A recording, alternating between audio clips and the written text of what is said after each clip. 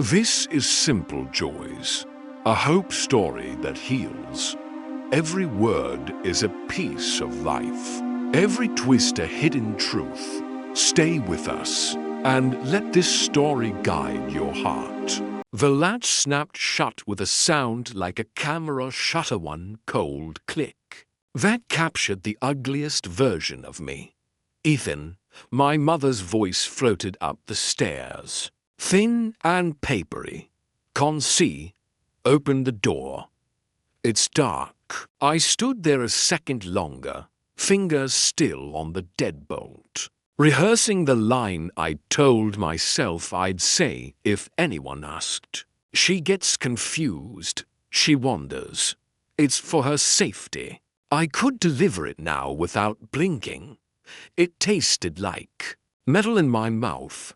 From behind the door, the slow drag of her slippers over concrete, the hesitant tap of her palm feeling for the stair rail. She didn't scream. She never screamed. That was the worst part. She just waited, as if patience had earned her love before and might earn it again. Stay downstairs for an hour, I called, keeping my tone neutral. Efficient, like a manager handling a scheduling conflict. I have people coming. A beat. Then the smallest answer. Yes, Con. I hated hearing the softness in her voice. It didn't match the picture I needed to hold of her, the picture that made this feel necessary. In that picture, she was chaotic, unpredictable, possibly dangerous. Someone you'd be responsible to keep contained. Not the woman with chapped hands who used to rub my temples when fever took me, promising that soup could cure the world. I left the hallway light off and walked back toward the kitchen. The house smelled of citrus cleaner and the expensive candles Clara had picked. Sea salt, vetiver. Something called linen dusk. Nothing like the apartment I grew up in, where the air was always a stew of laundry starch, fried garlic, vinegar, and the wet cloth smell of winter coats that never quite dried. Clara texted, "We're 5 minutes away." Perfect. Enough time to tuck the extra bowl into the fridge, to wipe the drop of fish sauce from the counter, to make sure the framed degrees on the wall caught the light just so. The house had been staged to match the story I told about myself, self-made, polished, generous in safe ways. The story worked best when nothing smelled like the old life. A knock, a burst of laughter, winter gusts carrying perfume and leather and money. I opened the door wide. "You made it," I said, and my voice was the host voice I'd learned from. Clients warm, precise, a little amused at how well everything was going. Clara kissed my cheek and passed me a bottle of wine I could never have afforded 5 years ago. Behind her came Adam and Jules and Veronica, all of them in the kind of black that looks expensive without trying. "Ethan, this place," Jules said, visually scanning the room in a way that said she'd appraise me by the square footage and the apple. Use it deserved. It's like an architect's Pinterest board. I swallowed the absurd urge to apologize for the staircase railing being too plain. "We're still finishing a few pieces," I said lightly, "but come in. Shoes off or on, no matter." Clara slipped her arms around my waist and murmured, "You're tense." "Big week," I said. "New client. Also, I gestured vaguely in the direction of the closed door at the end of the hall. "She's having a day." Clara's face shifted into careful concern. "Is she okay?" We had only been dating 3 months, and I'd told her in fragments of a narrative that earned sympathy without details. Immigrant mother, health issues. I'm her only child. It's complicated. People admire you quickly when you make sacrifice sound abstract. She's fine, I said. She gets confused. I set her up downstairs with warm tea. It's safer there, fewer stairs. Of course, Clara said, in that voice people use when they want to match your understanding so they don't have to create their own. Adam clapped his hands once. Okay, moral inventory later. Show us the kitchen. I want to see the stone. This looks like quartzite, which means I'll hate you. We flowed to the island. I poured wine. I laughed in the right places.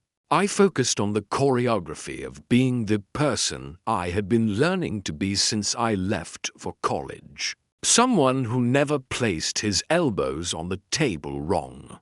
Who recognized which laughter fit the price tag of the room dot. But under it all, there was the other sound, quiet and rude as a water drip behind drywall. The memory of my mother's voice, and the concrete, and the way the deadbolt had pressed a red crescent into my fingertip. Any word from the non-profit gala? Veronica asked. Doling cheese onto a hexagon of cracker. They were obsessed with your pitch. They scheduled the follow-up, I said, feeling the slide of pride hitch in my throat. It's Friday. That contract would make you, Adam said, legacy-level donors, multi-year. It's God. It's huge. Clara squeezed my arm. You deserve it, she said, and though the words should have landed like confetti, they hit me more like hail to hard, to cold, a whisper from below, not even a whisper. The house settling, I told myself. Pipes, the furnace coughing. Awake, and yet Clara's eyes flicked down the hall, quick as a bird noticing movement. Do you? She started. Water heater, I said smoothly, the lie so well practiced it almost felt pious. It knocks sometimes. She nodded. We moved on when I was 8. We lived above a nail salon that was never really closed. On summer nights, the owner's brother would sleep on the waiting bench to make sure no one broke in. The doorbell made a hollow ding every time someone pushed it. The ding was the metronome of our life. My mother used to set a plastic chair near the window so she could watch the pavement and the customers with their paper sandals shuffle out into the rain. She said the world was a story if you watched it like that, frame by frame. Each person a chapter. She called me her chapter. That mattered most. She worked 6 days a week at a bakery, then came home to iron other people's shirts for extra cash. When I fell asleep at the table, she slid my math workbook under my cheek like a blanket. When I cried because the boys made fun of my thrift store shoes, she took me to the market and let me pick a pair of laces the color of fire trucks. We cannot buy a new pair, she said, but we can tie them so they look like they're going somewhere. At 12 I decided the smell of our apartment, the garlic and detergent, and constant fryer oil ghost from downstairs was evidence of something wrong with us. Not with the building. Shame is a quiet dog that learns to sit at your feet long before you teach it any tricks. By high school, I knew how to stuff that dog into a closet whenever new friends visited. I knew how to make jokes before anyone else could. I knew how to say it's complicated and end a conversation, while making the other person feel rude for asking. My mother didn't speak much English. She learned enough to tip correctly, to ask for a manager when a cashier was unkind, to say, "My son is smart boy," with a smile that swallowed every insult she'd ever been served. She wrote the rest of her sentences in sacrifice work and overwork, and the long arithmetic of turning overtime into textbooks, textbooks into A's, A's into scholarships. When I got into college on a grant, she cried so hard she had to sit on the curb, ponds covering her face. I remember feeling proud and also irritated. People stared. A boy who looked like me walked past with his arm around a girl with impossibly white sneakers. I remember thinking I would never, ever be the kind of person who cried on a curb. At graduation, she wore a second-hand blazer to sizes too big. When I took a photo with my advisor, she was the shadow just outside the frame, holding my bag. "Let me stand farther," she whispered. "The picture is cleaner." Maybe that was the first time I let her believe that her absence improved my life. "Ethan," Clara said now, bringing me back to the kitchen with a gentle nudge. "Where did you go?" "Sorry," I said, just thinking about the Friday pitch deck. "I might adjust the lead and slide." Funders love numbers, but they remember faces, spoken. Like a man who sleeps with spreadsheets under his pillow, Adam teased. Veronica wandered toward the hallway. I watched her, a heartbeat to slow. She peered down, curious. "No." I wiped my hands and got there casually fast. "Powder room," she said. "Upstairs." I smiled, hovering in the doorway. "This is just a utility closet. You lock your utility closet." She laughed. "Contractor's advice," I said.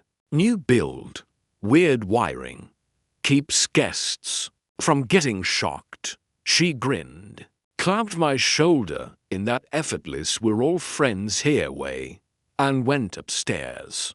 I waited until I heard the bathroom door close. Then I put my ear to the basement door. Silence. I slid the plate I'd prepared: plain rice, spinach, a small bowl of soup onto the top step, careful not to rattle the spoon. I told myself it was temporary fairness. Food, water, warmth. Better than the stories you hear on the news. Better than a facility. Better than leaving her alone in a place where she'd fall and no one would notice. When I started making real money, I told my mother we were moving into a house big enough for us both. She smiled so hard her cheekbones flushed. For 2 weeks, she packed and repacked the same box of keepsakes, the chipped blue bowl my father left before he left for good, the cloth-bound notebook where she copied down recipes from other women in laundromats, a photograph of me at 6 with frosting on my nose. We signed the lease, and she cleaned every corner as if she was scrubbing the past off the floor. Then the first client dinner happened, and afterward Clara came over with a bottle of wine and offhanded expectations. "My mom's visiting next week," she said later, head on my shoulder. "I can't wait for you to meet her." That was the first night I told my mother, "Stay downstairs a little. It's easier." She nodded as if I'd asked her to hold my coat for a minute. When an hour became 3, she nodded again. though I saw confusion ripple the skin between her eyebrows. The nod became our ritual. I became the priest of a church with one sacrament. Not yet. Stay there. It's easier. Is it cold? I asked. Now through the door, hating and needing the answer. I'm fine, she said. I'll bring your pills later. I took them, she said, and her voice sounded small and neat, as if she were tucking the corners of it in so it wouldn't spill. I took my hand off the doorknob. I returned to my friends. We ate. We talked about New Year's travel plans and whether expensive olive oil is a scam. I told a story about a client who'd wanted me to design a logo that looked like a confident wave. Alan told a story about a car wash subscription service for dogs. Laughter lives easily in houses built for it. At some point later, then. It should have been Clara touched my elbow. Do you need to check on her? She's fine, I said quickly, then softer. I mean, thank you for asking. I'll bring her tea. Do you want me to? I've got it, I said. And I kissed her temple to make the no feel like intimacy. In the kitchen, I poured hot water over a bag of ginger tea and added a little sugar the way she liked it when I was a boy. I held the mug beside my cheek, feeling the steam because it made me feel like a good son for 10 seconds. I unlocked the basement door and opened it just enough to slide the mug and myself through. The basement was warm, softer than you'd expect a basement to be. Carpet scraps covered the cold patches. The pull-out daybed was made. She sat on the edge, hands folded over the sweater I'd given her, the one with fake pearl buttons that she fussed with when she was nervous. I brought tea, I said, and I hated how I sounded like a nurse at shift change. Thank you, she said, eyes bright in a face that had learned a lifetime of quiet. I have guests. I hear, she said. They sound like nice shoes. I almost smiled despite myself. You can tell from upstairs. High heels make a different SHH than boots, she said, mimicking a sound on the carpet. And there it was, her joy at noticing the world. The habit that used to make me feel seen and lately made me feel exposed. We won't be long, I said. Tomorrow I'll take you to the river walk. Fresh air. You said that last time, she said. Not accusing, just remembering. I've been busy. I know, she said. And her eyes did that mother thing where they search your face with love so intense. It can look like judgment. You did good work today. I did good work today. I corrected automatically the way my teachers used to correct her grammar. It came out crueler than I intended. She flinched almost imperceptibly, then nodded. You did good work today, she said carefully. I'm proud. I set the tea down harder than I meant to. Don't drink it too fast, I said, as if that were sage advice. Her gaze moved to the corner where her old coat hung. It was a cheap little thing with a lining she darned in tiny stitches. She put it on sometimes even when the basement was warm, as if warmth were a memory she wore, not a temperature the thermostat controlled. You can come upstairs for a bit, I said suddenly, the words surprising even me. Just stay in the kitchen. Don't talk too much. She nodded, that familiar relief-stained gratitude flashing across her face. She reached for the handrail, and every muscle in me tightened. Would she walk right? Would she speak too loudly? Would she pronounce Clara's name like Clara? Halfway up the stairs, voices spilled from the living room, Clara laughing, Adam playing something on his phone, a video with a sharp ding like the bell from the nail salon door. A memory slammed into me. My mother crouched on the curb at my graduation, the world staring. I put a hand on her shoulder. Wait, I said. Maybe next time. Adam sees loud tonight. It's a lot. Her hand tightened on the rail. She looked at me for a long second.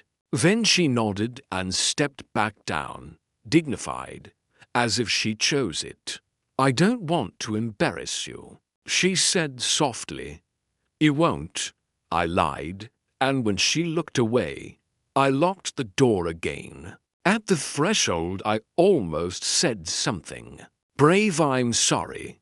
I'm a coward. Let me fix this. But Clara called my name, and the moment collapsed like a paper tent in rain. After my friends left, I cleaned. I always cleaned at night. The way soldiers disassemble their guns after battle. The repetition calmed me. Wipe counters, run dishwasher, fold blanket, carry glasses to sink, empty trash. At the end, I stood in the entryway and looked at the house, as if I was seeing it through a stranger's eyes. Tasteful, curated, safe. No evidence of heat or hunger or a childhood where money was a constant visitor who never sat down. When the quiet grew heavy, I took a tray down to the basement, congee, pickles, a banana. The ginger tea now lukewarm. I unlocked the door and stopped short. My mother sat cross-legged on the little rug, eyes closed, fingers moving over the pearls on her sweater like beads of a rosary. An envelope lay beside her, thin, blue, creased at the corners. When she heard me, she opened her eyes and slid the envelope under the sweater's hem with a motion so practiced. It might have been a habit. What's that? I asked, too sharply. A letter, she said. From who? From a long time ago. I waited, expecting more. She waited too. And in the waiting, I realized how much of our relationship had become silence, shaped like furniture we knew by touch alone. You didn't eat, I said, pointing at the bowl from earlier. I wasn't hungry. You need to. Keep your strength up. For what? For everything. She smiled gently, the way she did when I was 6. And insisted that growing taller hurt my bones. I am old, she said. Strength is not the thing I run out of first. I swallowed whatever that meant. Tomorrow I'll take you to the river walk. I said again. Textbook hope. Tomorrow, she echoed. And the word fell between us like a coin into a well-proof of a wish. Not a promise. I turned to go. Her voice stopped me. Ethan. I looked back. When your friends laugh, do you feel taller? What kind of question is that? I snapped. The old dog of shame waking, baring teeth. A mother question, she said simply. Because tonight, when one girl laughed very loud, I heard a small boy who used to make big voice to hide his new shoes. Heat flashed across my face, anger's favorite costume. You shouldn't be listening. I live here, she said. Listening is what people with less power learn to be good at. Good night, I said. closing the door with more force than necessary, as if the slam could make my point more eloquently than any sentence. The deadbolt slid home, the sound that made me a monster. I slept badly and woke to the smell of rice cooking. Panic hit before my feet found the floor. I ran to the hallway. The basement door was still locked. The smell came from below. She'd used the small induction burner I'd set up for her. The one I told myself proved I was not imprisoning anyone. Look, I could say to the mirror, there's a burner and a kettle and a fan and a basket of fruit. Look how kind the cage is. I unlocked the door and hurried down. Steam curled from the pot into the windowless room, carrying the smell of childhood jasmine rice. A hint of fish sauce she must have tucked somewhere I hadn't noticed. She stood in front of the burner, calm, stirring. "You should have called me," I said. The reprimand out before compassion. "The pan gets hot. You could burn yourself." She lifted the spoon like a toast. I did not burn. I'm not kidding. Neither am one. She turned the burner off, hands steady. "Eat. You have meetings today." "I don't have time." "Then 3 bites," she said, to be polite. She served a bowl and pushed it toward me across the small table, and the intimacy of the gesture undid me. For a second I saw the bow-legged boy I'd been, sitting on a milk crate while she blew on each spoonful like a wind that believed in rescue. "I can't," I said, and the words tasted like cowardice and coffee. She studied my face. Then she folded the towel slowly, like a flag at half-mast. "Okay," she said. "I'll be late tonight," I added, because it felt like a reasonable offering. "The non-profit dinner. Big people," she nodded. "Big people," she echoed. And her smile didn't reach her eyes. "Wear the blue tie. The one your boss say make you look like you belong." "I do belong," I said, to fast. "I know," she said, and her knowing sounded like grieving. On the stairs I paused. "What's in the envelope?" "A letter," she said again. "From who?" "From the past." "What past?" "The kind that follows even when you run," she said, and then she turned away, which made me feel like the one dismissed. At work I presented a campaign to a board of men who wore socks that cost what my mother used to budget for groceries. Each week I spoke with charm, fluency. The performance of effortless belonging I'd practiced so hard it had worn grooves into me. They nodded, chuckled in the right places, wrote numbers on legal pads, promised next steps. On the way out, my boss clapped me on the back. "You're a closer," he said, and it was the kind of praise that used to feed me for days. On the subway home, a woman sat across from me hugging a paper bag as if it were a newborn. The bag leaked the warm smell of rice. I thought of the bowl I hadn't eaten, the way my mother had folded the towel, the pearl buttons like moons under her fingers. My phone buzzed. "Clara, dinner Friday. My mom wants to meet you." I typed, "Can we do next week?" "Work's insane." She replied, "You sure?" She already bought a cake. I typed, "Next week I'll bring to." Smile emoji. Another lie that sounded like generosity. I got off at my stop and walked the 3 blocks to the house. A neighbor I'd nodded at, but never really met the kind of neighbor who notices moving trucks. And dog breeds, but not faces, raised his hand. "Everything all right?" he asked. "Of course," I said, defaulting to the script so fast it made me dizzy. "It's just, I thought I heard someone last night," he said, lowering his voice as if confiding a gossip. "Crying. From your place water heater," I said. "It knocks." Sounded like words. "Old pipes," I said. "They learn new tricks." He laughed, satisfied with the joke. We waved. I went inside and leaned my forehead against the cool wood of the door until my heart slowed. Then I carried grocery bags to the kitchen, put lemons in a bowl, placed a bouquet of white flowers where the light would make them saintly. I took a tray downstairs. "Eat," I said, trying to turn the command into kindness.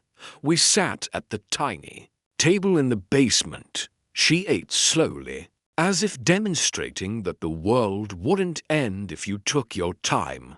"When you were small," she said, "you used to eat fast because you were afraid the food would finish before you were full." "I don't remember." "I do," she said. "I remember everything." Her eyes went to the old coat, to the place where the envelope hid. "That is why I keep letters. When memory is heavy, paper helps carry." "Who wrote it?" I asked again, gentler. "Many people," she said.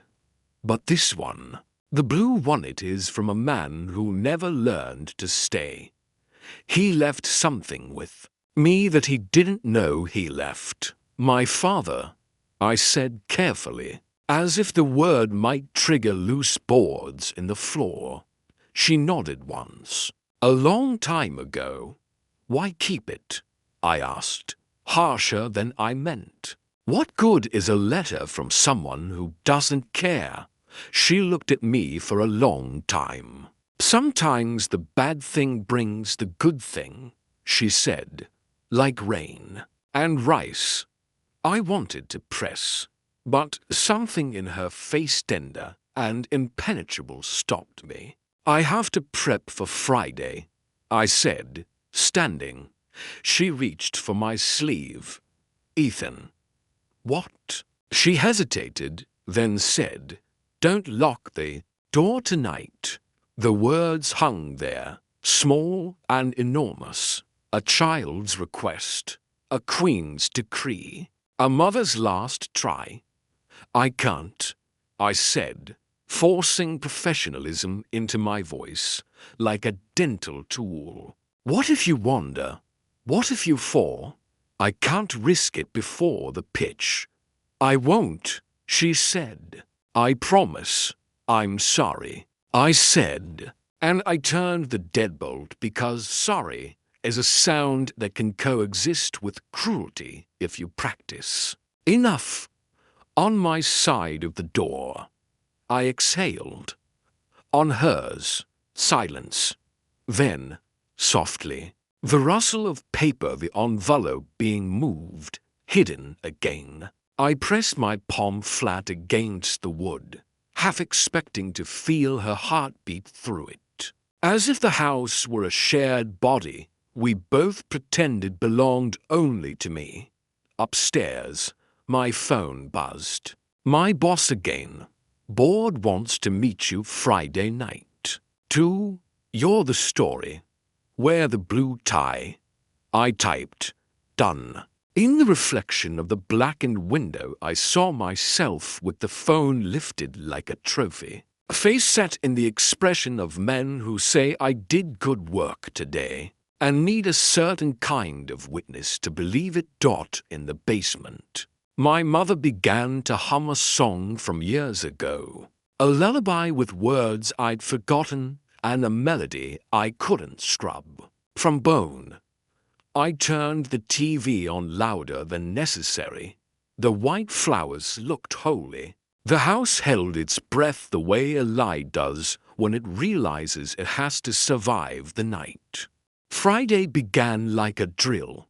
Coffee, emails, mirror.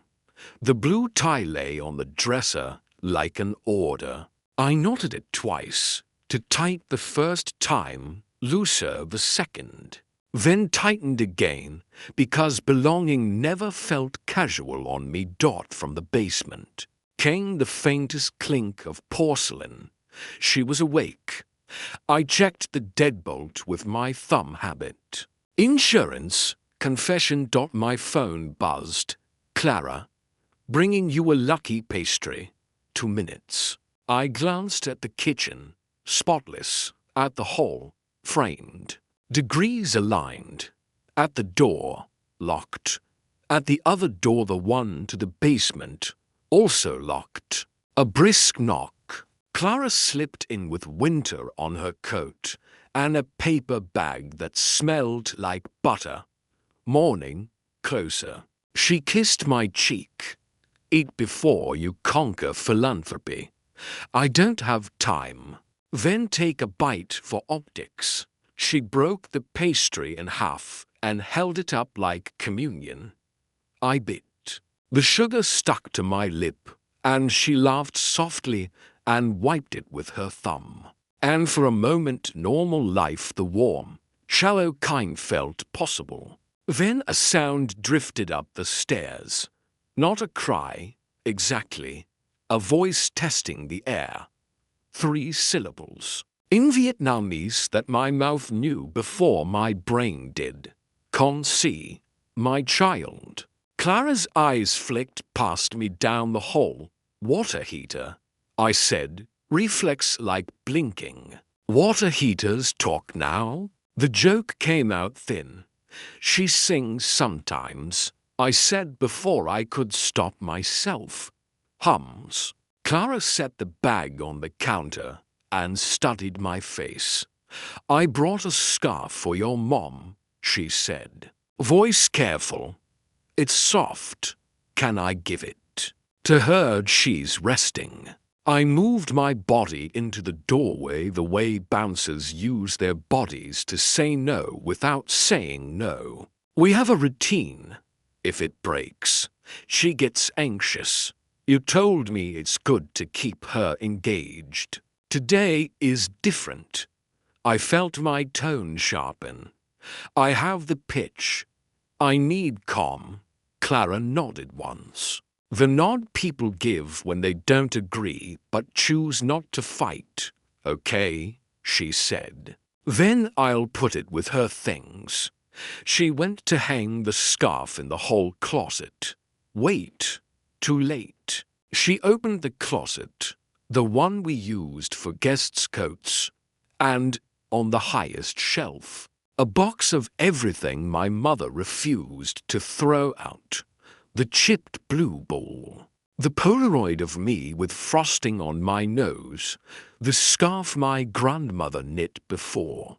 Her fingers went crooked. On the rod hung 2 coats, Clara's long black wool and my mother's cheap brown. With the lining stitched back together by patient hands, Clara touched the brown sleeve, thumb brushing the pearl button. It's sweet, she said. It reminds me of my grandma. A sliver of blue paper peeked from the inner pocket, nothing more than a breath of color. I felt my pulse trip. Here, I took the scarf from Clara's hands. I'll put it with her. Later, Clara half smiled. You're very controlling today. Prepared, I said. Prepared is lists, she said gently. Control is this. She waved at the hall. At me. At the way my back was a closed door even when the doors were open. Before I could assemble a better sentence, my phone buzzed. Again. Boss, board wants you earlier. For 30 pre-brief. A second buzz. Adam, we're stopping by with a miracle espresso in 20. Don't say no. Great, I muttered. I'll go. Clara said, let you. Breathe. She reached up, straightened my tie by a millimeter, kissed my chin. I'm on your team, okay? I know. Do you? She searched my face. Sometimes it feels like you're playing one-man defense against people who want to help. I started to say I'm fine, which is the kind of sentence that ends conversations and starts cancers. Instead, I said, later, after the pitch, we'll celebrate. She nodded and walked to the door. Text me when you crush it. Hand on the knob. She paused. And, Ethan, buy your mom flowers, not white. Something loud. The door clicked. The house exhaled. I leaned my forehead against the wall and did the math of the day. Pre-brief, pitch, board handshake, gala dinner. I'd left a tray downstairs. I'd come back between the pitch and the dinner to check on her. I'd keep the blueprint tight. Something inside me didn't believe my own schedule. Adam and Jules arrived on their espresso mission with winter cheeks and jokes stacked like cups. We come bearing gods in paper, Adam announced, lifting to tiny cups. Liquid confidence. I thought that was your cologne, I said. Ha! He looked past me. Where's Clara? Left, I said. I have the board at 4:30, which is why, Jules said. We are the sainted friends who remind you to hydrate and to pretend to eat. She held up a protein bar like a prize. Thank you, I said, and I meant it. And I also wanted my house back to silence. Walk with me to the corner. I need a clear head. I grabbed my coat. As we stepped outside.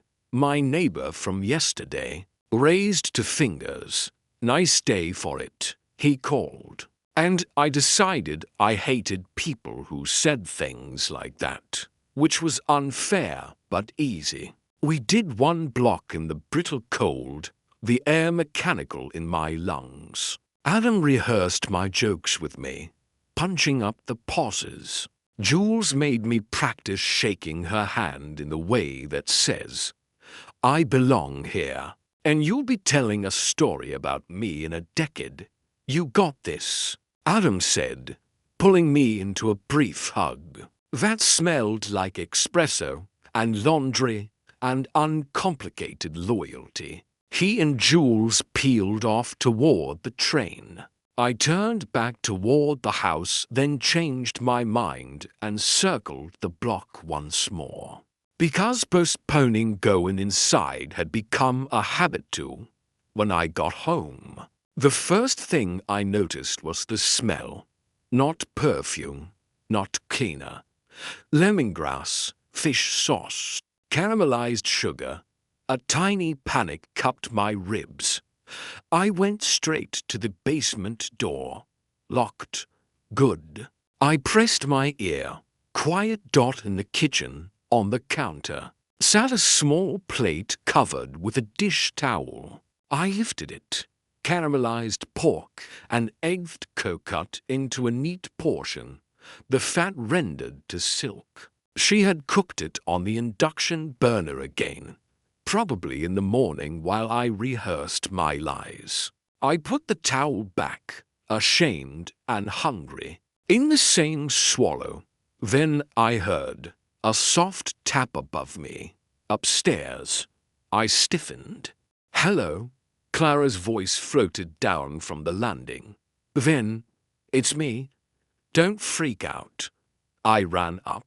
What are you doing here? She held up a garment bag.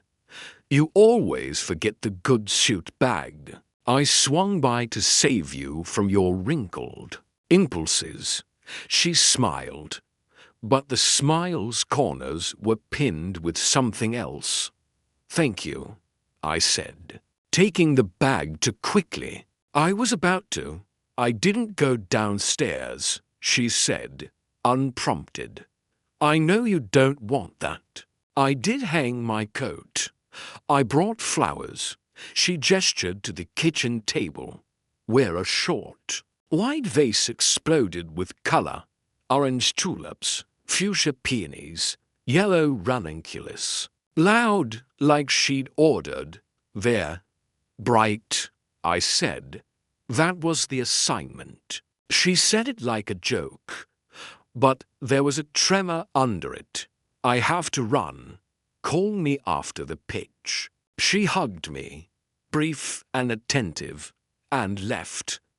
As the door clicked, something brushed my peripheral vision, a sliver of blue on the hall floor. No bigger than a smile. I bent and picked it up. The envelope. It wasn't the whole thing, just a torn corner. Thin airmail blue. The rest of it peered out from the closet, fallen from the brown coat's pocket. NOSING free like a stubborn plant. My scalp prickled. I slid the closet door gently, heart slugging like a fist against wood. The envelope lay half out of the pocket, creased and soft at the edges from years of being held. The flap was unglued from age. Inside, paper, thicker than a letter, something official. I put my finger under the flap. Then I stopped. It felt like sneaking a look at my own autopsy. I told myself I needed to know what Clara might have seen self-protection sold as curiosity. I eased the papers out. First, a photocopy of a deed grant deed at the top. Santa Clara County Recorder's seal at the bottom. Black square where a notary's stamp had napped. On line after line, my mother's full name. On the line for grantee. Also her name, a transfer to herself as trustee of something called the Lan Nguyen Living Trust. I blinked. Date, 3 years ago, before I moved her in. The house's address, mine, ours, hers. A second sheet, bank letterhead, certificate of deposit renewal, payable on death designation, to be distributed in accordance with the Lan Nguyen Living Trust. Amount more than I wanted to think about. The number made a part of me stand up and another part sit down. Tucked behind, a letter in Vietnamese, written in my mother's careful squares, each character a promise she made to paper. I could read enough to catch the bones. Dates, my name, a line that began. New Mat Ngay Con Quan. If one day you forget, my phone vibrated. Boss, car, picks you up in 20. I slid the papers back into the envelope with hands that wouldn't stop shaking. I told myself I'd put it back precisely the way it had been, evidence unaltered. The envelope seemed to swell as if aware of my clumsy guilt. There was movement behind me. I turned. Clara stood in the hall, face pale, hand on the closet doorframe. I forgot my gloves, she said. Her eyes flicked to the envelope, to my hands, to my face. Clara, I started. I couldn't hear my own voice. She took one step inside the closet, calm in a way that made my ribs feel like they needed to bolt for the door. What is that? Old papers about the house. It's nothing. She glanced at the address on the deed, still visible under the flap. Her mouth opened, then closed. It's in her name. It's complicated. Say something else. She said quietly, anything but that. I put the envelope back into the coat pocket. It was like trying to shove the tide into a jar. My father, I began, because blaming a ghost was easier. This isn't about your father, she said. This is about her and you. She straightened, breath catching. You told me she's confused. You told me she gets lost. She does. But she set up a trust. Clara's voice wasn't cruel. It was clinical in the way triage is compassionate. She set up a trust, Ethan. I handled it. I said. The lie came fast, dense. I did it for her. She can't manage money. Clara looked past me at the basement door. Unlock it. No. Unlock it, she repeated. The calm gone now, replaced by a quiet that sharpened everything else. If she's safe and fine and confused, let me say hello and give her the scarf. Clara, unlock the door, or I'm going to start asking different questions. Fear found my throat and pressed. I have a car coming. Then we can do this quickly. She stepped past me toward the door. It takes 2 seconds. I pressed my back to the wood. Not today. Clara looked at me as if I'd switched languages mid-sentence. You're locking a woman in a basement. Stop saying it like that. How should I say it? She could fall. Then put a baby gate at the top of the stairs. She wanders, then sit with her, or hire someone, or ask me to help. I can't ask you to. Why? Clara's voice rose a notch, not loud but anchored. Because it would break the role? Because the man with the perfect pitch deck and the perfect kitchen and the perfect tie can't also be a son whose mother smells like lemongrass and sings in Vietnamese? Something inside me flinched, so hard it felt physical. You don't understand, I said, the old dog barking. You didn't grow up. No, she said, not unkindly. I didn't, which is why I know when I'm out of my depth. So I'm going to stop pretending. She took her phone out and opened the camera. I'm taking photos of those papers. You can't. I just did. Click, click. She photographed the deed, the trust page, the bank letter. Each sound was small and enormous. If you won't unlock the door, I will call someone who can make you. You wouldn't. I would, she said. But her eyes were wet. I don't want to hurt you. I want you to stop hurting her. I put my palm over the deadbolt, the same way I had last night, as if my hand could be both barrier and apology. I will handle it, I said, after the pitch. After dinner, we'll talk. She watched me for a long moment. Then she put her phone in her pocket, walked to the kitchen, and wrote something on a sticky note with my Sharpie, her handwriting quick and neat. A series of little hills. She stuck the note to the flowers. These are for your mom. Please put them where she can see them. Then she turned to me. Win your pitch, she said. Wear the blue tie. Say the sentence that makes rich men cry. You're good at that. She picked up her gloves. And when you get home, unlock the door. She left. The tulips looked shocked. The peonies seemed to be holding their breath. The blue envelope sat quietly in my mother's coat, as if it had never moved. But everything had.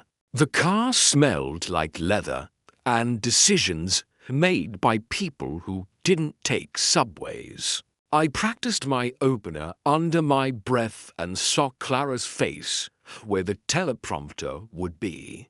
I saw my mother's hands turning the pearl buttons on her sweater like beads dot at the office. The pre-brief was a blur of donors' biographies and landmines to avoid. No jokes about Ivy League endowments, someone said. One of them got cut. I nodded. The room laughed. I made new notes I wouldn't need dotted for 30. The board came in, and the performance swallowed me. I stood, shook, smiled. I pointed to slides, faces, numbers, a line chart that went up and to the right. The only direction men like to look. I told a story about a kid who moved 25 times before he was 15 and found stability in an after-school program. I told them about positive feedback loops, about dignity's return on investment. I watched a thin man dab at his eye with a napkin and felt the bright, sick thrill of hitting the vein. After they applauded, my boss clasped my shoulder with both hands. "You were a symphony," he said. "Thank you," I said. The words rang hollow like a cup you tap to see if it's crystal. I excused myself and went to the bathroom and sat in the second stall and pressed my palms into my eyes until patterns bloomed. In the dark behind my fingers, I saw the envelope. I saw the coat. I saw the basement door. My phone buzzed. "Clara. How'd it go?" "Me. We got them." I typed and deleted. "I'm sorry." I typed and deleted. "I'll unlock it now." I typed and deleted everything. "Clara. Proud of you. I'll see you at the dinner." A dot. A pause. I meant what I said. I put the phone away and stared at the grout line on the tile until it blurred. I told the driver to stop at my house on the way to the dinner. He said, 10 minutes. In the tone of men who turn minutes into coins. "Fine. 10 dot inside." The first thing I noticed was the flowers. The sticky note was gone. The vase had been moved to the top of the basement stairs, so the color spilled down like a promise. My throat tightened involuntarily. "Mom," I said through the door. "M," she answered immediately. "Not asleep at all. I brought you something." I cracked the door and slid the flowers inside.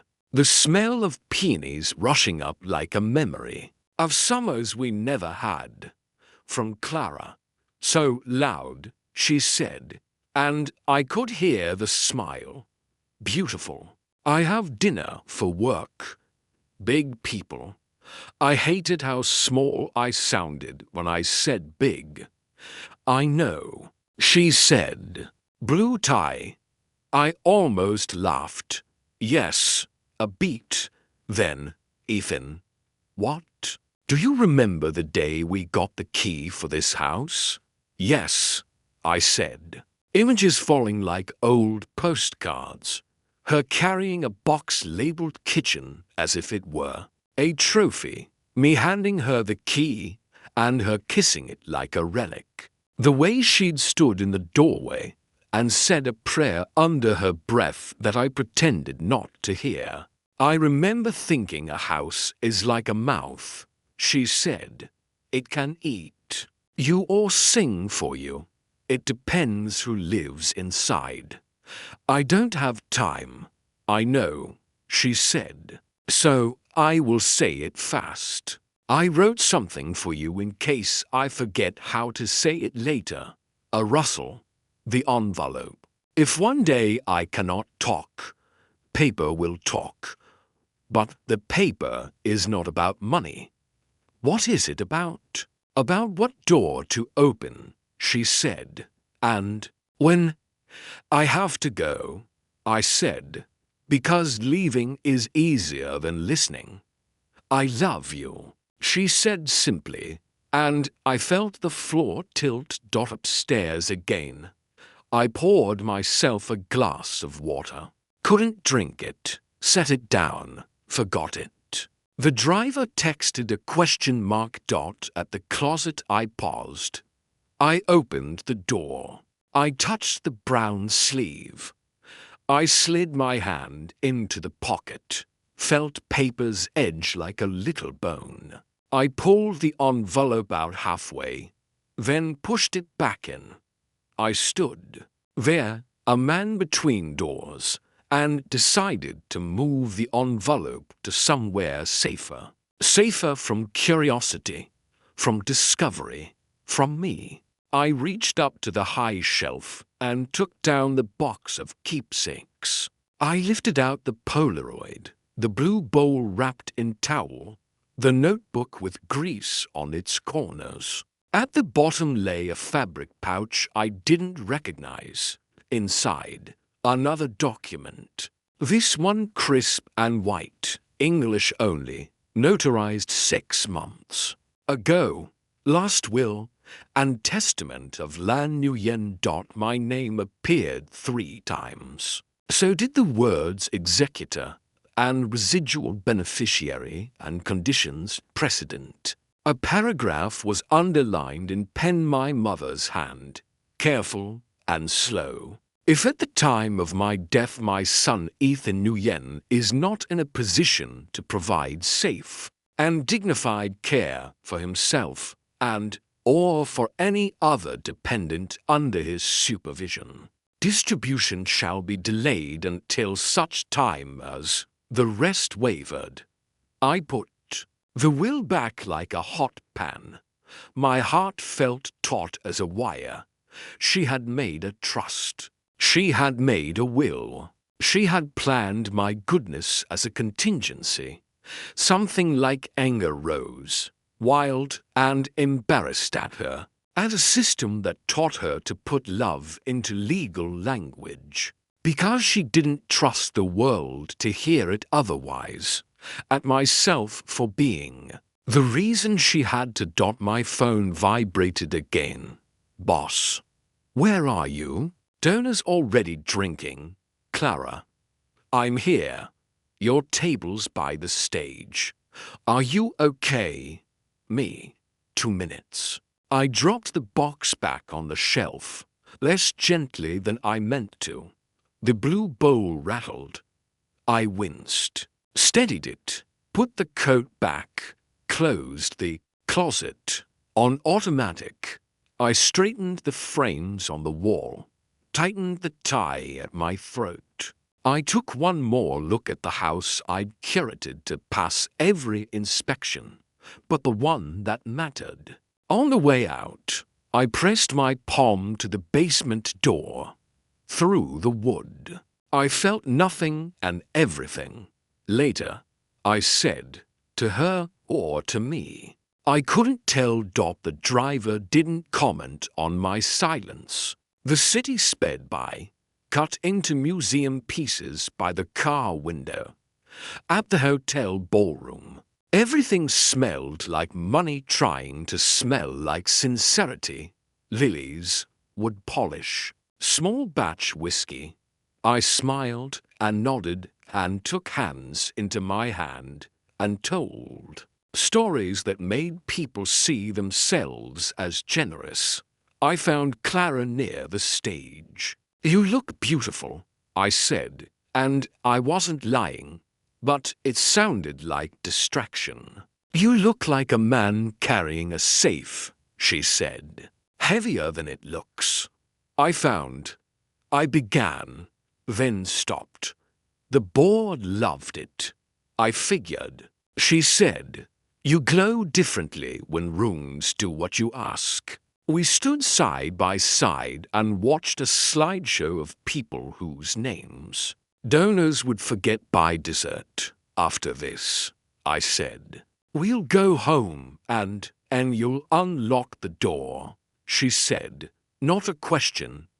I nodded. A breath later, I nodded again, because the first nod was for appearances, and the second was for something else. She took my hand, squeezed it, then let go to applaud the man at the podium thanking us for showing up for justice. Halfway through the sermon, my phone buzzed. My neighbor, the noticer of dogs and moving trucks. Sorry to bother. Your side door is open. Wind. Just wanted to check. I felt every single molecule in my chest scramble. I excused myself from the table so fast my chair slurred against the carpet. In the hallway, I called him. Open how? I asked, trying to sound like a person and not an animal. Just a bit, he said. Could be nothing. I can close it if you want. No, I said too loud. Don't. I'll be there in 15. I hung up. Texted Clara. Emergency at the house. I have to go. She. I'm coming. Me. No. Stay. I'll call you. I ran. The driver sat up, startled, as if the night had decided to do something unprofessional. Back to my place, I said. Now. The car leapt. Every red light burned like an accusation. I counted how many doors could be open. I counted how many stairs she would need to climb. I counted nothing that mattered. We pulled up. The side gate was ajar, the kind of ajar the wind makes when it's bored. The kitchen light was on. The house looked the same as it had an hour earlier, which made it menacing. I unlocked the front door and went straight to the basement. The deadbolt was unlocked. For a second I didn't move, as if not moving could convince reality to apologize and reverse. Then I pushed the door open. On the top step, in the vase, the flowers blazed. On the second step, the blue envelope balanced on its edge. Like a coin, somebody had dared to stand up from below. Her voice, calm. I waited. My breath went somewhere. I couldn't go. Why is the door? I unlocked it, she said. I wanted to see the loud flowers. You could have fallen. I held the rail, she said. And for the first time in weeks her voice sounded like it had a backbone, not just a heartbeat. Ethan, sit. I sat on the step because my legs didn't believe in me anymore. She was on the daybed with the envelope on her lap, the coat folded beside her like a guest. She patted the spot next to her. I couldn't make my body move that far, so I sat lower, on the step closest to her hand. I am tired, she said simply. I am not confused. Sometimes I forget little things, not big things. I know, I said, and then realized I didn't know that at all that I'd chosen to know the version that kept my life. A certain shape. I made papers with a man who spoke too fast. She continued, a tiny smile at the corner of her mouth. I made him speak slower. I told him my son is smart. I told him he is also scared. I'm not. You are, she said, not unkind. It is okay, but scared boys make cruel rules. The words hit like a door I didn't see. I put my face in my hands. She touched my hair the way she used to when I was small, and fever made me dream of dogs with too many teeth. Tomorrow, she said, the man with papers will come. He wants me to sign something. You will be there. What man? Lawyer? She said. Clara called. She said she is on my team too. The air changed temperature. She called. A lawyer. She said someone should read the words you cannot hear. I lifted my head. Mom, you can yell later, she said.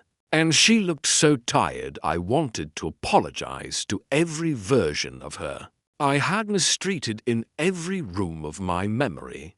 Tonight, you sleep. I will sleep. The flowers will be loud. In the morning, we opened the right door. She handed me the envelope. I took it, fingers numb. If I open this, I heard myself say, everything changes. She nodded. Yes, a breath. And also no. The truth is old, only you are new. Upstairs, my phone vibrated on the counter. Down here, the house no longer felt like a mouth. It felt like a throat that wanted to sing and didn't know the key. I slid the letter out. The paper smelled faintly like the last drawer of a dresser. The first line, in her careful squares, "New mat in gay con quan hain. If one day you forget, then remember." I read the next line. My chest ached the way muscles do when they start to learn a different posture. I read until the shapes blurred and resolved again. When I looked up, she was asleep, head tipped back, mouth slightly open. The posture of people who've carried more than their share and finally set it down. On the step above me, the flowers cocked their loud heads like birds. I turned the letter over and saw, at the bottom, in English block letters she'd practiced off receipts, "Open the right door." I sat there with the envelope and the night and the hum of the house. And for the first time since the key to this place slid across a realtor's desk, I didn't know which door I belonged to. Behind me, at the top of the stairs, something creaked. I turned. Clara stood there, quiet, eyes rimmed with the kind of red that chooses you, not the other way. Aoun. She didn't speak. She took one step down, then another, and sat on the step above me, close enough for her knee to brush my shoulder. "Tomorrow," she whispered. "Tomorrow," I said. Between us, the envelope lay open like a mouth learning. A new word dot asterisk morning found the house softer than it deserved to be. Light pooled on the kitchen tile like warm milk. The loud flowers Clara brought stood at the top of the basement stairs, riotous.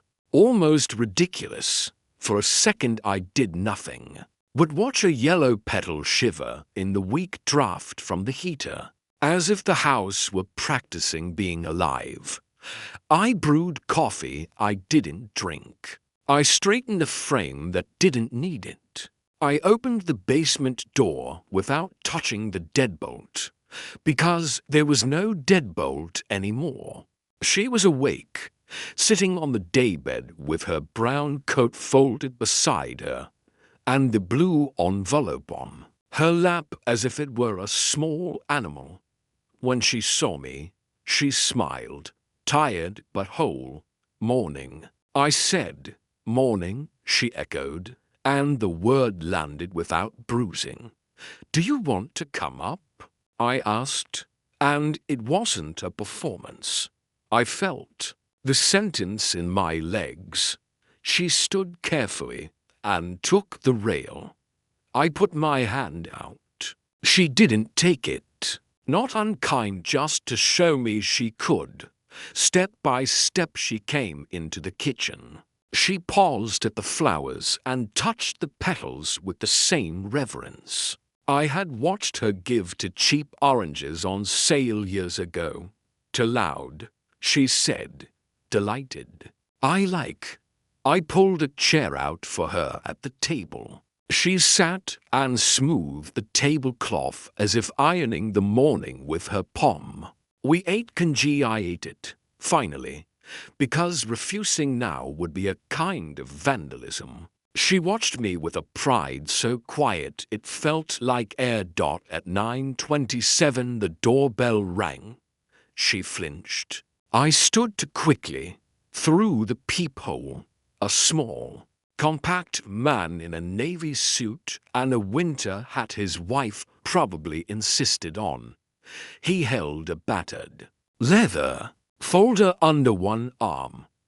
His breath came out in clouds he couldn't control. "Mr. Tran," I asked when I opened the door. "Call me Koa," he said, stepping inside with a cautious courtesy. "Sorry for the hat. I haven't learned to be a brave person about the cold." He saw my mother, and his face broke into something that made me want to both trust him and keep my hand on my wallet. "Chao Si Lan," he said, and his Vietnamese moved like someone who'd earned it one night class at a time. "Con Shin Pheping Gi, no?" She nodded and poured him tea before he asked. Because she was an old world host even in a new world house. He set his folder on the table and patted it like a dog that belonged to all of us. "Let me say first," he began, switching to English, "with a teacher's care, that I'm not here to fight anyone. Paper is colder than people. But sometimes cold keeps food safe." "I don't understand," I said, defensive already. He smiled a little. "That's okay. You will." He took out documents and arranged them like a magician arranging cards slowly. "So the audience knows there's no trick. The grant deed, the living trust, a pour-over will, an advance directive with a signature I recognized as my mother's, small and brave. We made these at the community clinic 3 years ago," he said, "before she moved in with you. A friend from church said I should meet her, because she had questions and patience to ask them properly." My chest tightened. "Why didn't you tell me?" I asked my mother. Childish, stupid. "I wanted to," she said. "You were busy learning to be big. Sometimes big people cannot hear small words." Koa didn't nod, but the silence nodded for him. He slid one page toward me. "Here, trust purposes. Article 4. He tapped the paragraph with a blunt fingernail. "It says the trustee holds property for the benefit of the settler during her lifetime, your mother, and at death for the beneficiary, me," I said, seeing my name. "Yes," he said, "but there are conditions." "I saw," I said, remembering the will clause that made my throat a fist. "What does it mean in a position to provide safe and dignified care?" "It means," Koa said, folding his hands, "that money should not make a person more cruel." The words landed without adjectives. I stared at the paper until the letters blurred into grids. I thought. I started, then stopped. I had thought 100 things and avoided thinking the one that mattered. Khoa took out another sheet. "Your mother asked me to write something complicated in simple words." He showed me a page my mother had signed, attached to the trust like a love letter stapled to a mortgage. At the top, letter of wishes. Below, in English she had practiced, with corrections in his careful black pen. "If my son closes the door that should be open, he is not ready. If he opens it, he is." "What door?" I said. Though the answer had been humming in the house since last night, Khoa glanced toward the basement, the one that made this kitchen quiet. My mother reached for the blue envelope and slid it toward me. "Read," she said. I didn't take it. "Read," she repeated, softer and impossible to disobey. I opened it. The paper inside had been folded and unfolded so many times the fibers remembered every crease. Her handwriting marched down the page in stubborn little squares, each character a person on their best behavior. Numat ingay con quan fuhain. If one day you forget, then remember. She told the story I had not let myself know. How she started a rotating credit circle with 4 other women at the nail salon. 500 each month into a pot that rotated like a tide. How the bakery owner's sister died and left a small condo, which the family sold to her under market. Out of love or gratitude she never wrote which. How a lawyer at church taught them to make a trust so a son-in-law couldn't bully anyone into anything. How she had put the condo in the trust, sold it later, and with the proceeds and the circle's turn and a lifetime of rolled pennies bought this house cash. Because a bank is a person with rules, and I wanted a house that loved the people. In it more than rules. At the bottom, a line I'd seen last night, but hadn't understood because I read with the eyes of a defendant. The house is yours when you know how to keep doors open. I looked up. She watched me from across the table, hands folded over her sweater, the pearl buttons catching the light like little moons. "Why didn't you tell me you bought it?" I asked, the last scaffolding in me shaking. She tilted her head. "Would. You have heard me." The correct answer was no. The wrong answer was yes. I said nothing, and the silence was an honest thing between us for once. Khoa cleared his throat. "My job today is simple," he said. "Your mother wants to add a small addendum. Nothing dramatic. No one is taking anything away from anyone. Paper just needs to match the truth so families fight less later." He slid a 1-page document forward. First Amendment to the Lan Nguyen Living Trust.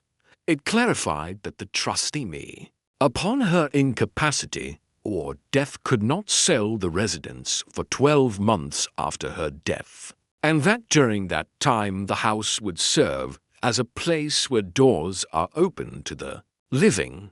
Her words, Koa explained. He had wanted to write for family mourning and community meals, and she had said doors, and one. "You think I'm going to sell the house the second she—" I couldn't finish. "I think people do strange things when grief and money stand on either side of them and shout," Koa said gently.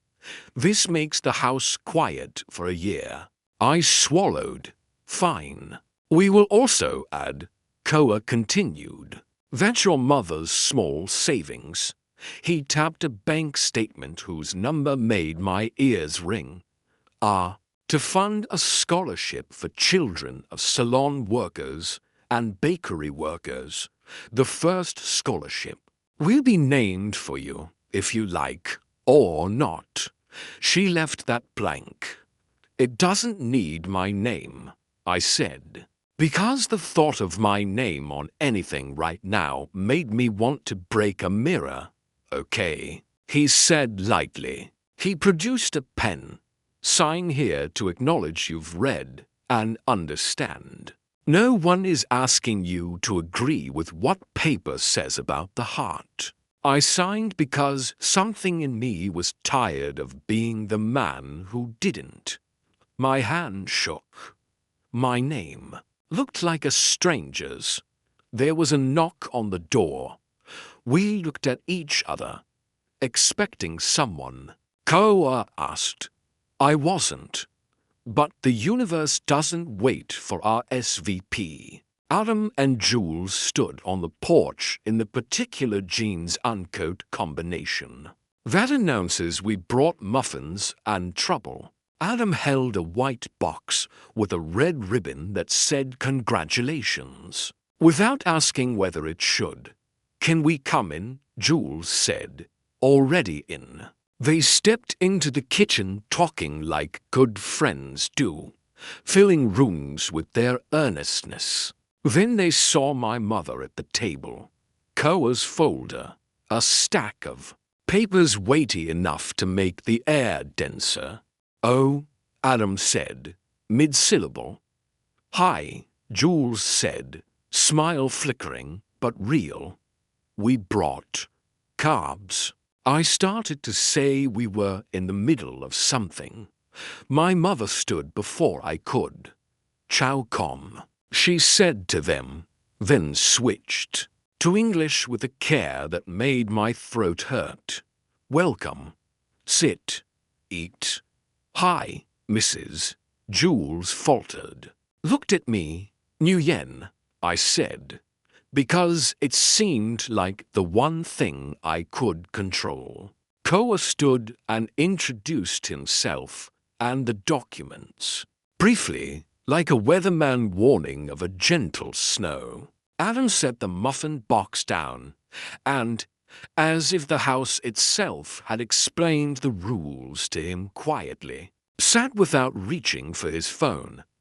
I expected humiliation to rise in me like a hot rash. Instead, something else came lighter, harsher, relief. Maybe, with a sharp edge. For months I had rehearsed being a man without a mother. Now the truth had found its way up the stairs and into the sunlight, uninvited but correct. We can come back, Jules offered, sensitive to air. Stay. My mother said, you are Ethan's friends. You can hear what is true and still be friends, I think. She looked at me to confirm that hope. Yes, I said, and wished my yes had been brave first instead of polite last. Koa moved the documents aside briefly and took out one more thing, a small black audio recorder. He placed it on the table and asked my mother's permission to record her stating her wishes in her own words. So no white-haired cousin later could say she didn't understand what she'd signed. She nodded. He pressed the red button. The device made a soft beep, the sound of truth beginning. State your name, he said gently. She did. He asked if she knew what we were doing. She said yes. He asked why she wanted to add the door clause. She took a breath and looked around the kitchen at all of us, the lawyer, my friends, me, the flowers, and then at the dark square at the end of the hall where a door used to close. When a person lives long enough, she said, she learns that the most expensive thing she owns is not a house. It is the habit of being kind. A house with closed doors is cheaper than kindness.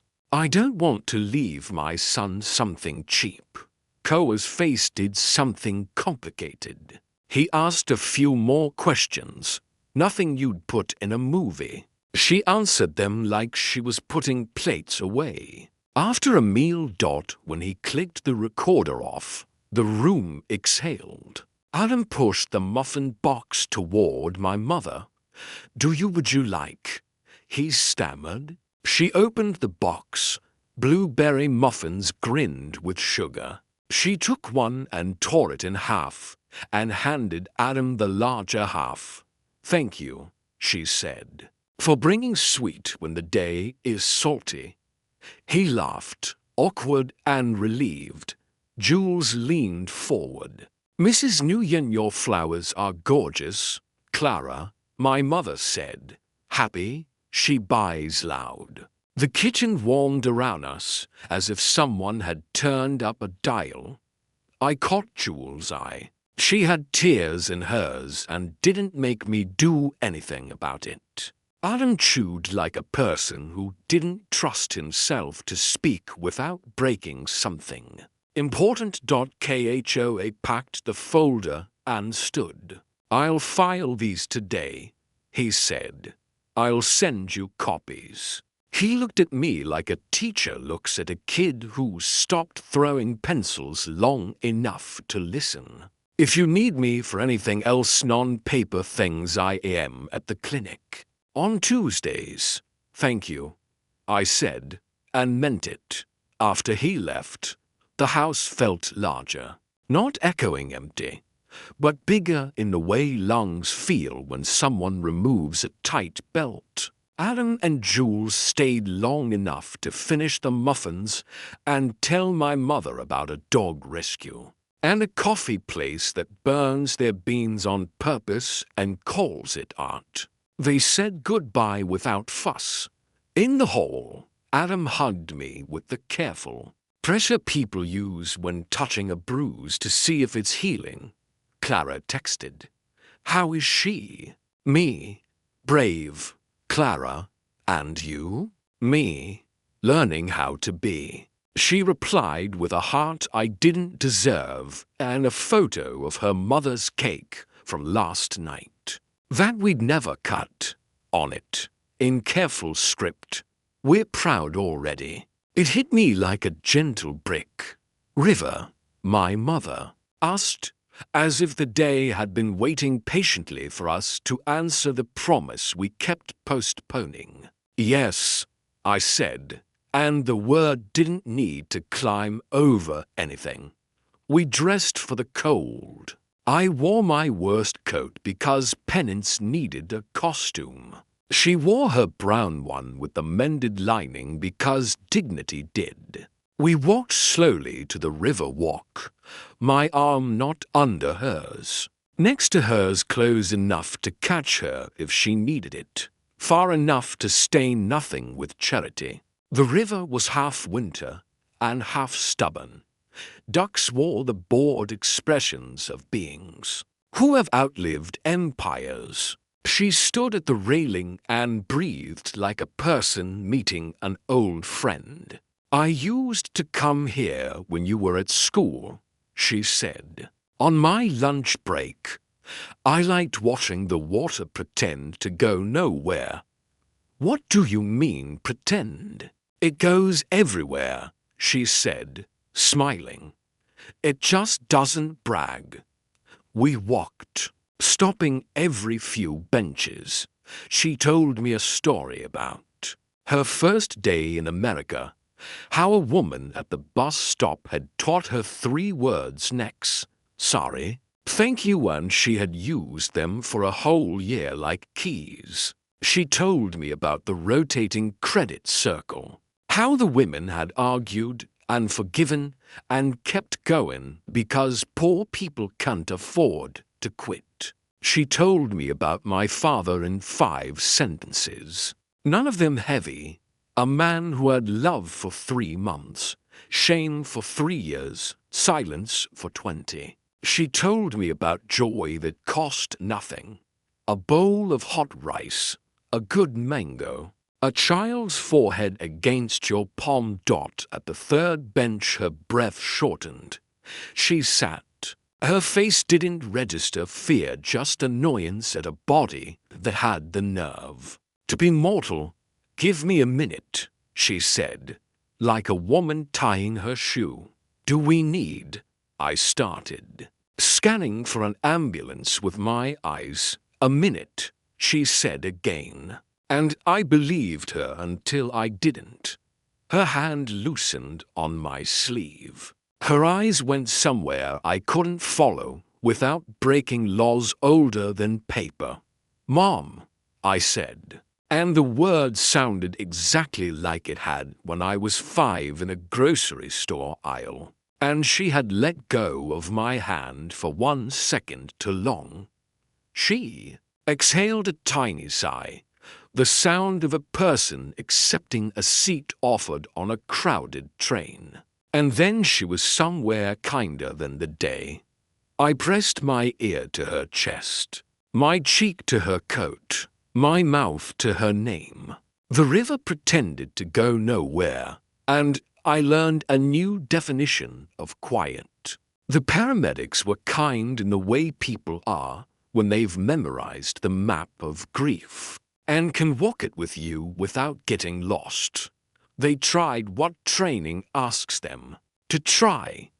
They spoke to her like she was listening, which I loved them for. They said words I heard and didn't.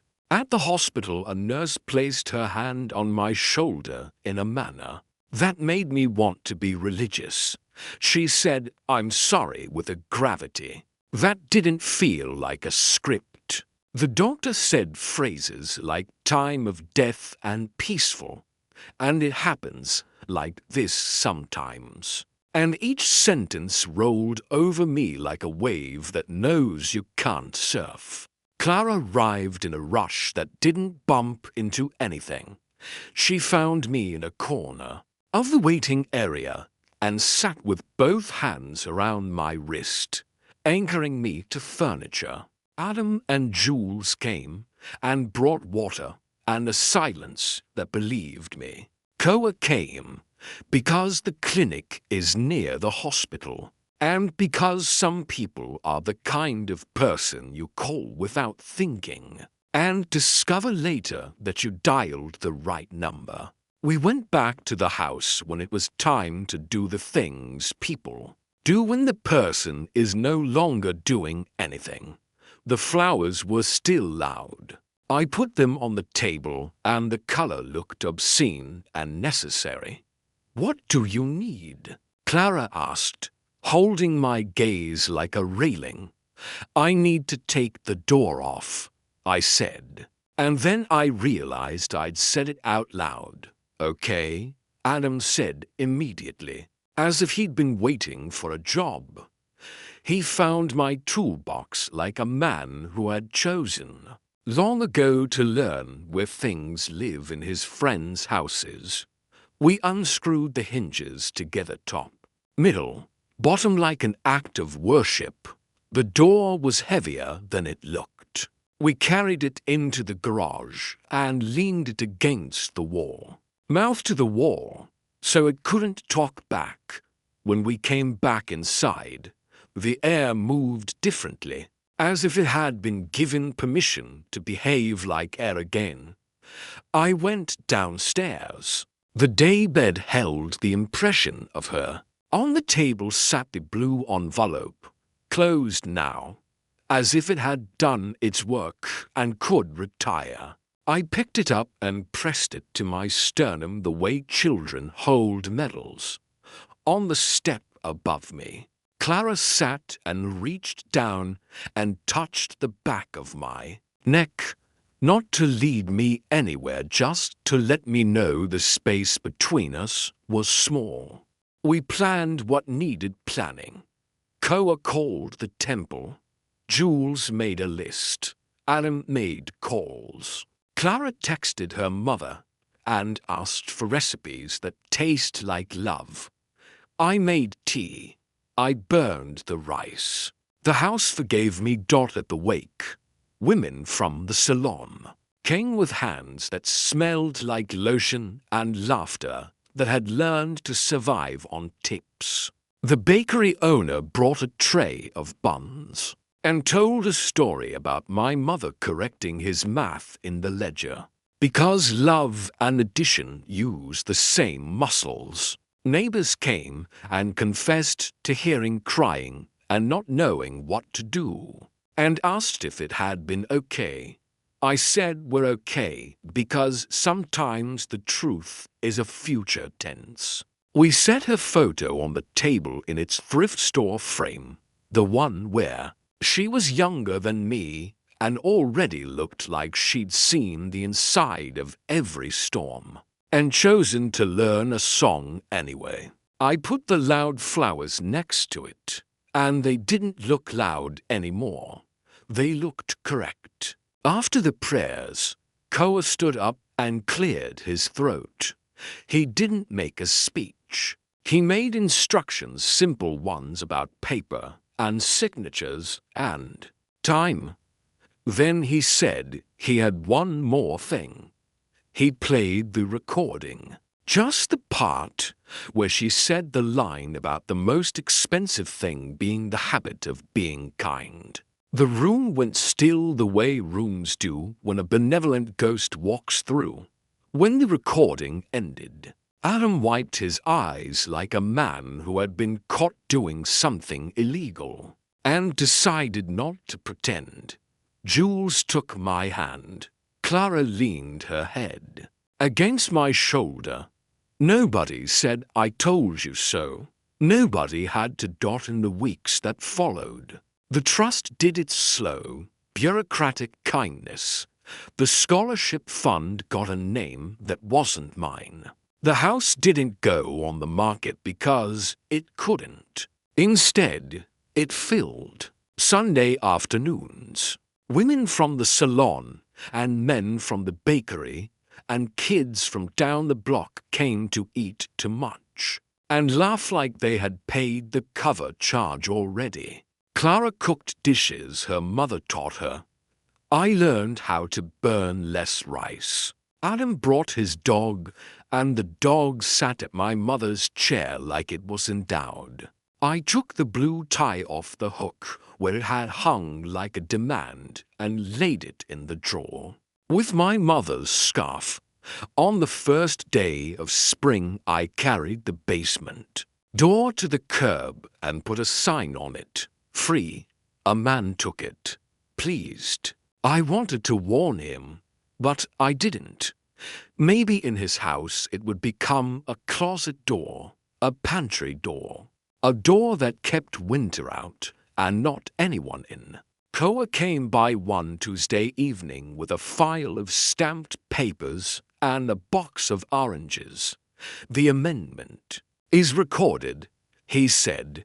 Everything is as she asked. Thank you, I said. And I meant it in a way I didn't know how to qualify. He looked around the kitchen, at the table crowded with bowls and elbows and a vase that always, somehow, had something loud in it. Looks like you found the right door, he said casually, like a man commenting on weather. He put a hand on my shoulder. You don't need paper to prove it. Paper just likes to feel useful. After he left, I sat at the top of the stairs and stared down into the space that used to be a basement and was now just. Downstairs, the air moved up and down without permission slips. I took the blue envelope out of my pocket. It had grown soft at the corners from being held, the way a hand finds a groove in another hand. I unfolded the letter and read the last lines again. If one day you forget, then remember, doors are for going in and for letting out. If you don't know which one is right, choose the one that makes you kinder. If you cannot open it alone, ask someone to help. There is no shame in a house that sings. I finished reading, closed my eyes, and listened. The house did not sing. Not like a choir. It hummed a small, steady note like a person at the sink teaching a song to the day. We ate. We talked about nothing and everything. When the evening thinned and people took their containers and their stories home, Clara stayed. She cleaned in the efficient way of someone who believes dishes are just another form of prayer. I dried and stacked Dot at the sink. She bumped my hip with hers. Tomorrow, she said. Smiling a little, tomorrow, I echoed Dot. We turned off lights. The kitchen darkened from cathedral to theater to quiet street. In the hallway, I paused at the place where the door used to be. My hand went up out of habit to touch a deadbolt that wasn't there, then fell. I tried to build a life out of closed doors, I said, not to impress anyone, just to tell the truth out loud so it could practice being real. It was expensive, in all the wrong ways. Clara threaded her fingers through mine. "Now open ones," she said. We went upstairs. The house breathed like a living thing. Outside, the river pretended to go nowhere, and I smiled, because now I knew better. Before I slept, I put the envelope on the nightstand and the loud flowers on the windowsill, so the first light would catch them shouting. I turned toward the empty space where a mother should be, and felt full and broken in the same sturdy way you feel after lifting something too heavy for the right reason.